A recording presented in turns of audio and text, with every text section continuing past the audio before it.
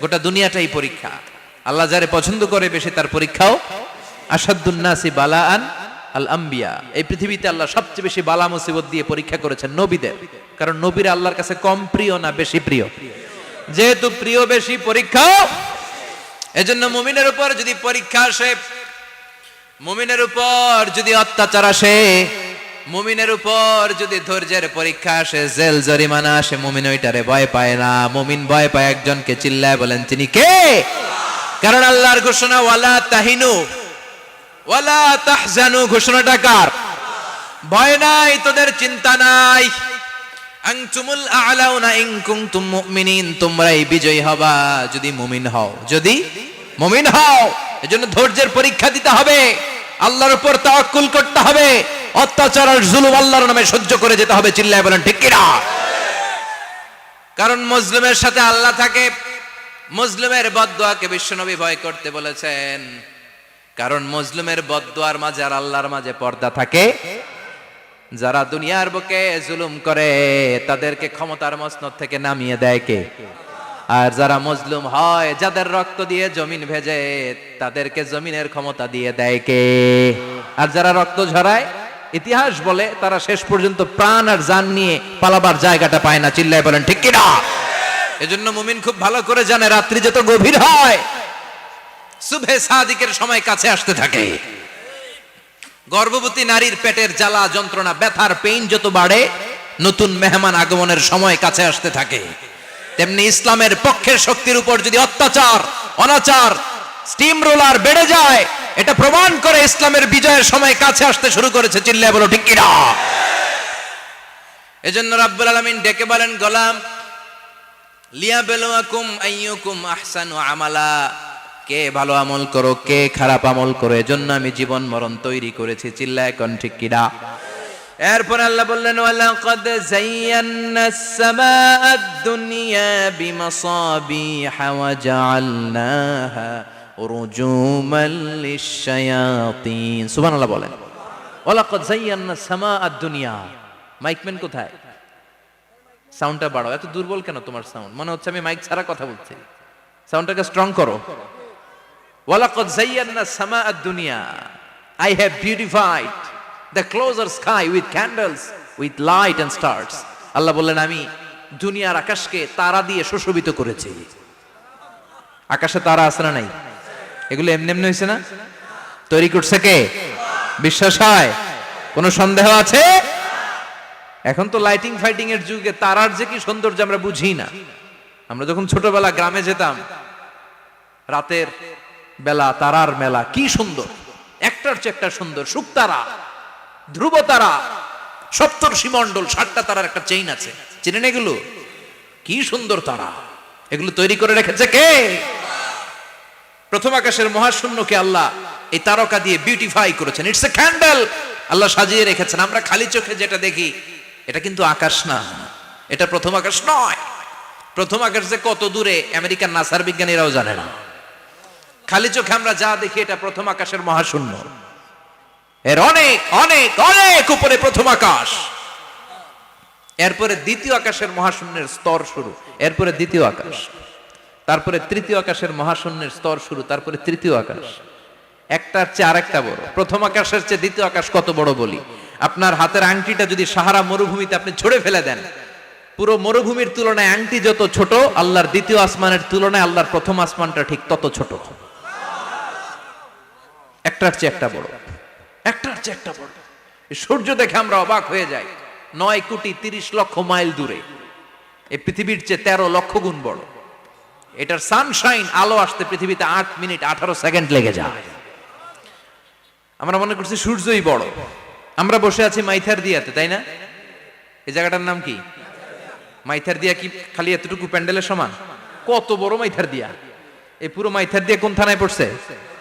দাউদকান্দি। দাউদকান্দি হচ্ছে কুমিল্লার 16টা থানার একটা, ঠিক কিনা? 16 থানা মিলে কুমিল্লার একটা জেলা। এরকম কয়টা জেলা আছে? 64 জেলা। এই 64 জেলা মিলে আমাদের সুজলা সুফলা শস্য শ্যামলা ডিজিটাল বাংলাদেশ। কথা কন। আর বাংলাদেশ হচ্ছে পৃথিবীর সবচাইতে বড় দেশ। হ্যাঁ, 64 জেলা, এরপরে ছোট। যাদের অ্যাটলাস ম্যাপ নিয়ে যাদের ধারণা আছে তারা দেখবেন বাংলাদেশ এই শব্দটা লেখার জায়গাও আমরা পাই না। মানচিত্রে বাংলাদেশ শব্দটা লেখার জায়গা পায় না। বিআরএ উঠে যায় ইন্ডিয়ার উপর, আর ডিএসএচ উঠে যায় আবার ইন্ডিয়ার উপর। মাঝখানের দুইটা অক্ষর বাংলাদেশের উপরে পড়ে। চিল্লায় বলেন ঠিক কিনা? কত ছোট দেশ, পাশের ইন্ডিয়া 20-25 গুণ বড়। ইউরোপ আমেরিকার অনেক দেশ আছে, আমেরিকায় বাংলাদেশের চেয়ে শতগুণ বড়, কানাডা কয়েকশো গুণ বড়, রাশিয়া কয়েকশো গুণ বড়। এরকম প্রায় 200 দেশ নিয়ে পৃথিবীর স্থলভাগ, আর 70% হচ্ছে শুধু পানি। এই সব মিলে আমাদের এই পৃথিবী। আর এত বড় পৃথিবীর চেয়েও নাকি সূর্য 13 লক্ষ গুণ বড়। তার মানে সূর্যই বড় না, সূর্যের চেয়ে অনেক বড় তারা আছে। সূর্যের পরে পৃথিবীর সবচেয়ে কাছের যে তারা বা স্টার, ওটার নাম হচ্ছে প্রক্সিমা সেন্ট্রাই। নাম কি? প্রক্সিমা সেন্ট্রাই। এরপরে আলফা সেন্ট্রাই এ, আলফা সেন্ট্রাই বি, ইটা ক্যারিনা, বেটেলজিউস, এরকম একটার পর একটা তারা। যেই সূর্য পৃথিবীর চেয়ে 13 লক্ষ গুণ বড়, বেটেলজিউস নামে একটা তারা আছে, ওটা সূর্যের চেয়ে 33 কোটি গুণ বড়। তার মানে কি বেটেলজিউসই সবচেয়ে বড় না? ছোট্ট একটা তারা। এই বেটেলজিউসরে খেয়ে ফেলাইতে পারে এরকম 1000 কোটি গুণ বড় সাইজের তারা আছে না নাই? এরকম কয়েক বিলিয়ন তারা নিয়ে আমাদের গ্যালাক্সি গঠিত। আমাদের গ্যালাক্সি, এটার নাম মিল্কি ওয়ে। এটার নাম কি? আমাদের গ্যালাক্সি। এই গ্যালাক্সিতে আমাদের অবস্থান। এরকম কত হাজার কোটি গ্যালাক্সি আছে আমেরিকার নাসার বিজ্ঞানীরাও জানে না। আমাদের গ্যালাক্সির সবচেয়ে কাছের যে গ্যালাক্সি, ওই গ্যালাক্সিটার নাম হচ্ছে অ্যান্ড্রোমেডা। কি নাম? অ্যান্ড্রোমেডা। আমাদের গ্যালাক্সি থেকে কেউ যদি কাছের গ্যালাক্সি অ্যান্ড্রোমেডাতে যেতে চায়, তার 2.5 মিলিয়ন লাইট ইয়ার্স সময় লেগে যাবে। কথাটা কঠিন হয়ে গেছে, আমি ভেঙে বলি, তারপরে সুবহানাল্লাহ কইবেন।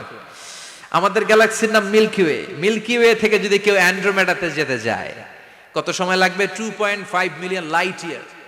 লাইট ইয়ার মানে আলোকবর্ষ। আলোর গতিতে যদি ছোটা যায়, 2.5 মিলিয়ন মানে হচ্ছে প্রায় 25 লক্ষ। তাহলে পৃথিবীতে সবচেয়ে দ্রুতগামী যে বিষয়টা আবিষ্কৃত হয়েছে সেটা হচ্ছে আলো। এই যে লাইট মারলে যে ছোটে, এই লাইট প্রতি সেকেন্ডে 1,86,000 মাইল বেগে ছুটতে পারে। 1 মিনিটে না,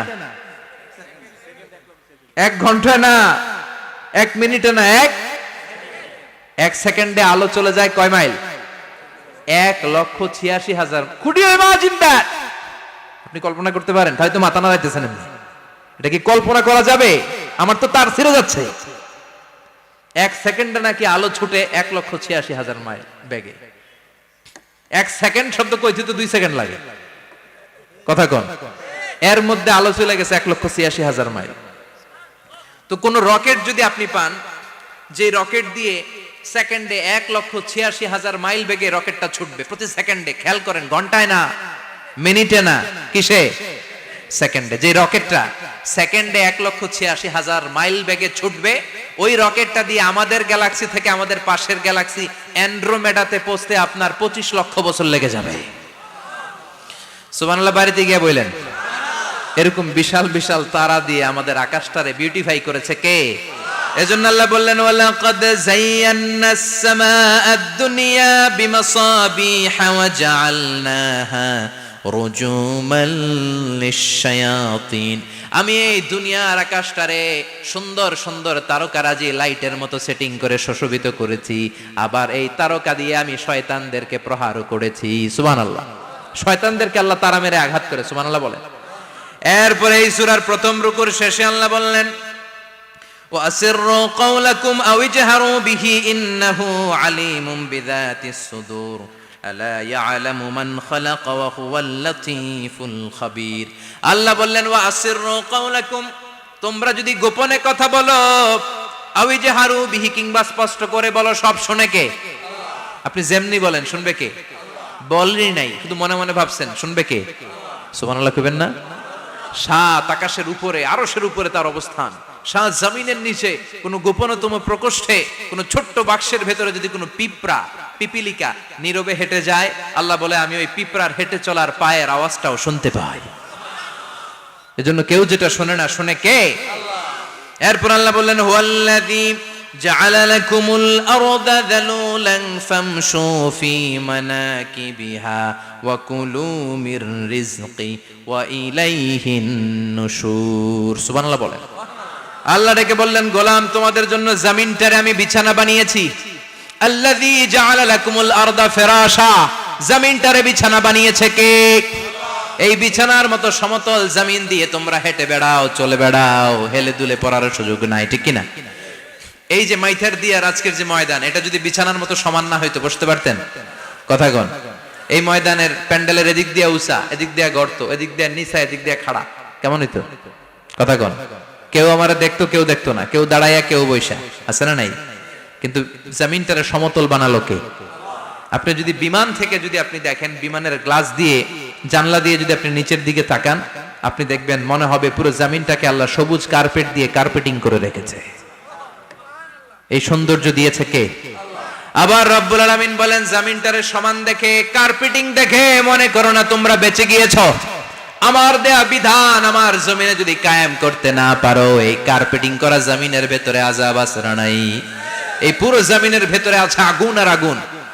আগ্নেয়গিরির অগ্নুৎপাত জ্বালামুখে বিস্ফোরণ করে দিয়ে গোটা বিশ্বটারে মুহূর্তে মেসাকার করে দিতে পারে কে? এজন্য আল্লাহ ডেকে বললেন, গোলাম আমিনতুম মান ফিস সামাই আন ইয়াখসিফা বিকুমুল আরদা ফাইযা হিয়া তামুর, তোমরা কি ভেবেছো নাকি বেঁচে যাবা? আমি চাইলেই পুরো জমিনটারে কাঁপিয়ে দিতে পারি। আইয়াখসিফা বিকুমুল আরদ, খাসাফ মানে ল্যান্ডস্লাইড। খাসাফ মানে কি?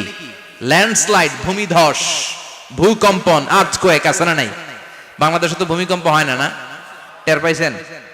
মাঝে মাঝে মাঝরাতে হয় না? 3টার দিকে নিজেই দৌড় দিব না বাচ্চারা লইয়া দৌড় দিব, লুঙ্গি পইরা দৌড় দিব না লুঙ্গি ছাড়া দৌড়াম, কথা কম। এই ভূমিকম্প আছে না নাই?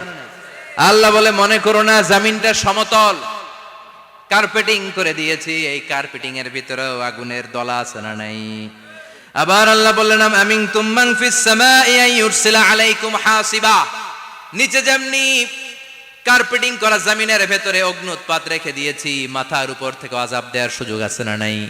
চাইলে আল্লাহ অগ্নি বৃষ্টি দিতে পারে, আগুন বৃষ্টি দিতে পারে, ঠান্ডার বজ্রপাত দিতে পারে। আপনারা লূত আলাইহিস সালামের কওমের নাম শুনেছেন? তারা হোমোসেক্সুয়ালিটি, সমকামিতা করত, ফলে আল্লাহ তাআলা বিশাল এক চিৎকার মেরে সাইয়েদনা জিবরাইলের মাধ্যমে পুরো জমিনটারে শেষ করে দিলেন। ফাজআলনা আলিয়াহা সাফিলাহা ওয়া আমতারনা আলাইহিম হিজারাতাম মিন সিজিল, তাদের অপকর্মের কারণে জর্ডানের ওই এলাকাটাকে আল্লাহ বললেন, জিবরাইল এলাকাটারে হাতে তুলে নে, আকাশের উপরে তুলে পুরো এলাকা সহ মানুষ সহ জমিনের মধ্যে গেড়ে দে। জমিনের নিচের মাটি উপরে নিয়ে গেল কে? উপরের মাটি নিচে নিয়ে গেল কে? পুরো জায়গাটা এখন ডেড সি হয়ে গেছে। কি সি? ডেড সি নাম শুনেন নাই বোধহয়? আজকে শুনে রাখেন, এটারে বলে মৃত সাগর। এটা গজবের জায়গা, ওখানে মানুষও ডুবে না। লবণের ডেনসিটি, সল্টের ডেনসিটি এত হাই, এই পানির মধ্যে এত গজব, এর মধ্যে কোনো মাছ জন্মায় না, চিংড়ি জন্মায় না, কাঁকড়া জন্মায় না, ব্যাং হয় না, শ্যাওলা হয় না, কিচ্ছু বাঁচে না। এটা গজবের জায়গা, চিল্লায় বলেন ঠিক কিনা?